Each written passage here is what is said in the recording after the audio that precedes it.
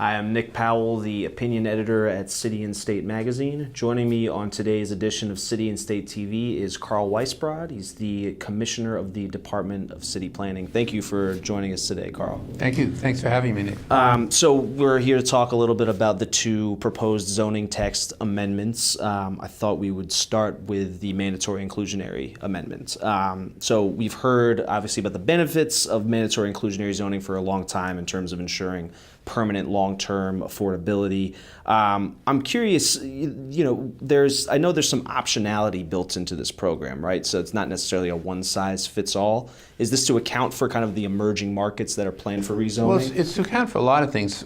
Certainly to account for the emerging markets, but also to account for the fact that neighborhoods are different. And there are really two main options here. One, a neighborhood that gets rezoned, that provides more affordable housing, can either set aside 25% of its available new development for affordable housing at a low FAR, a low affordability rate, 60% of the area's median income, or set aside a higher 30% for affordable housing, but at a slightly higher average area median income of 80% of the area's median income.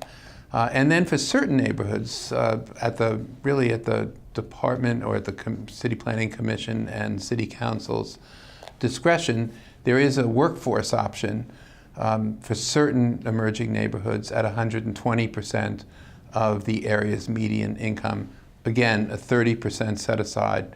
No subsidies would be available for anyone choosing that option, and either the 60% or 80% options would also be available in those neighborhoods. So there is a great deal of optionality built in.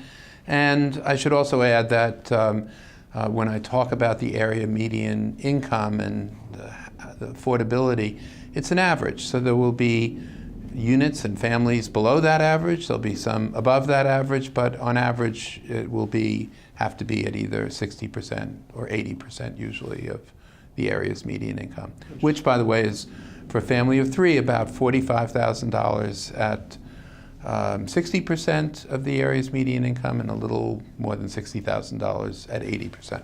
While we're on the topic of AMI, area median income, I'm sure you've heard from housing advocates the argument that the AMI targets under mandatory inclusionary would not necessarily reach the lowest income New Yorkers, and thinking of neighborhoods like East New York, which are almost exclusively low income, seems to be a kind of a chief concern. So was there consideration going to targeting a lower level AMI under mandatory inclusionary to account for neighborhoods like East New York? Can you kind of heed those concerns? Let me just say that mandatory inclusionary zoning, which will be by far the most rigorous program in the entire United States, not even a close second, is just one tool in our toolbox.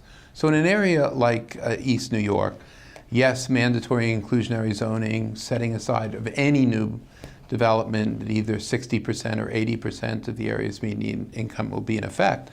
But in addition to that, the Department of Housing Preservation and Development, HPD, has a variety of different housing programs that can subsidize developments to bring housing in at even lower area median income levels than that. And again, the 60% and 80% are averages, so even there'll be families below that as well as families above that. But in addition, there'll be many, many other HPD programs, city programs, subsidy programs that will enable us to bring support families with lower incomes. And just to have to say, this is all in the context of the most sophisticated, most comprehensive housing program in the country, where the city is setting aside $7.2 billion over 10 years just to subsidize housing. That's separate and apart from the zoning change and mandatory inclusionary zoning. Right.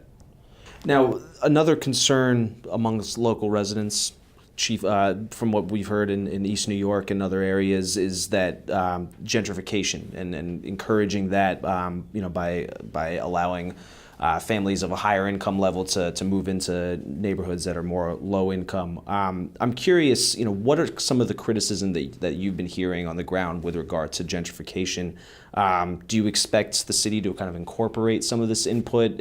Are there plans for the mayor to hold a town hall in some of the neighborhoods that are being zoned for mandatory inclusionary? Well, certainly the mayor's been out to East New York. He'll be out to many other communities. He's been in Inwood, many other communities where we're looking toward neighborhood revitalization. I think there's many elements of what we call gentrification, but I think what communities are mostly concerned about is not so much that some middle class or higher income people will move into a neighborhood.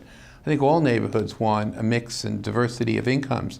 I think the concern is they don't want to be displaced from those neighborhoods, and we certainly understand that. So, among other things, the city has now set aside $30+ million just to provide legal services to people who are living in these neighborhoods now to address issues of harassment or displacement.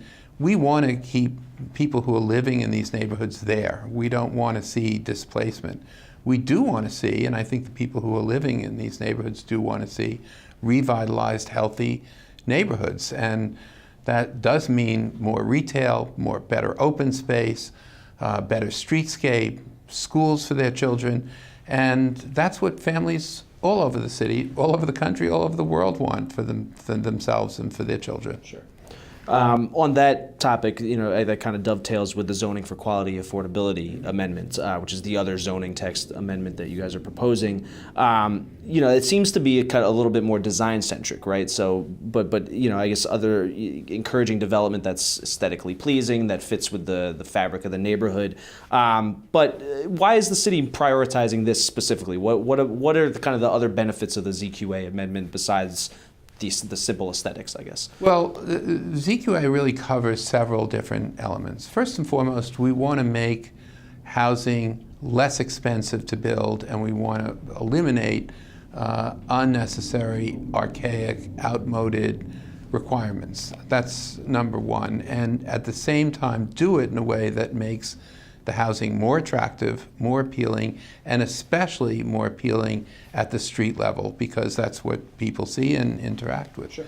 The second thing we want to do is eliminate unnecessary parking restrictions, which are very costly for affordable housing and for senior affordable housing.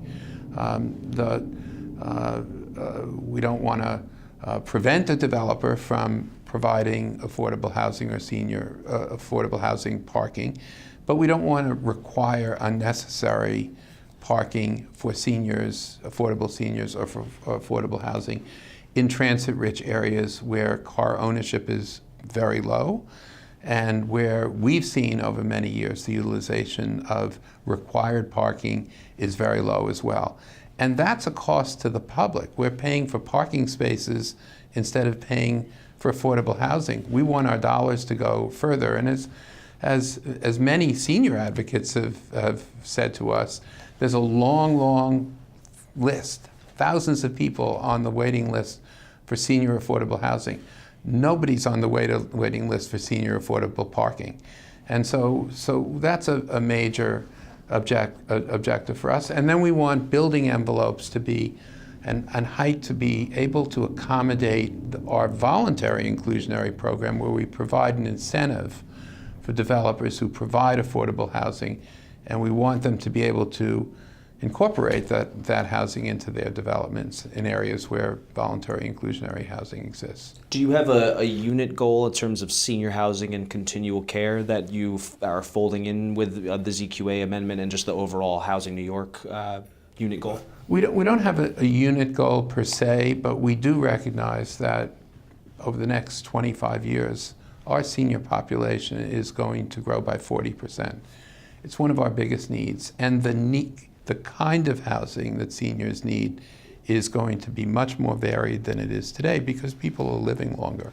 So we want to be able to accommodate everything from independent housing for affordable seniors to continuing care retirement communities to nursing homes, to make it just easier and to accommodate people who have lived in New York their entire lives, want to stay in their communities, and want to continue to be part of the fabric of New York City.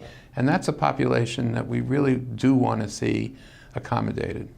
I wanted to ask you about the retail aspect to the some of the mixed-use housing that's going to be built in the neighborhood zoned for mandatory inclusionary and things like that. I know from an advocate standpoint, there's some concern with the quality of these retail jobs. Retail is a fast-growing sector, but it's not a very high-paying sector.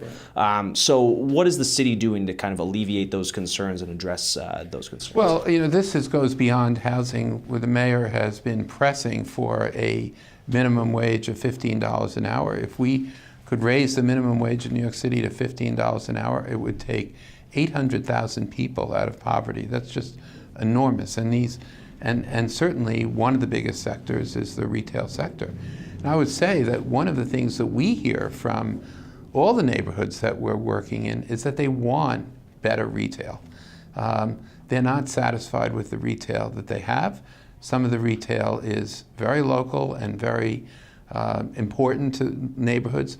But on the other hand, they also want better food options. They want better restaurant options. They want a variety of local services that are not being provided right now in those neighborhoods because the market demand isn't there, because not enough people there, not enough market demand. So it really has to be addressed on two fronts. One, to have enough people to create a market to attract the kind of quality retail people want, and on the other hand, to see wages go up, not only so that the workers in those retail stores can be paid a fair wage, but also so they can qualify and better able to pay for the housing that they need. So it's really, both have to work together, and Mayor de Blasio has really been fighting on both fronts, on the affordable housing front and on the wage front. Probably no two things are going to more clearly address the issue of inequity and the growing gap between rich and poor than more affordable housing and a higher minimum wage. Is there some vetting? Is there a vetting process though for some of these retailers that might be coming in? I mean, you always hear the fear about Walmart-esque retailers and some of their not so great labor practices. So I guess I'm curious: is there some criteria that the city's Well, I looking think at?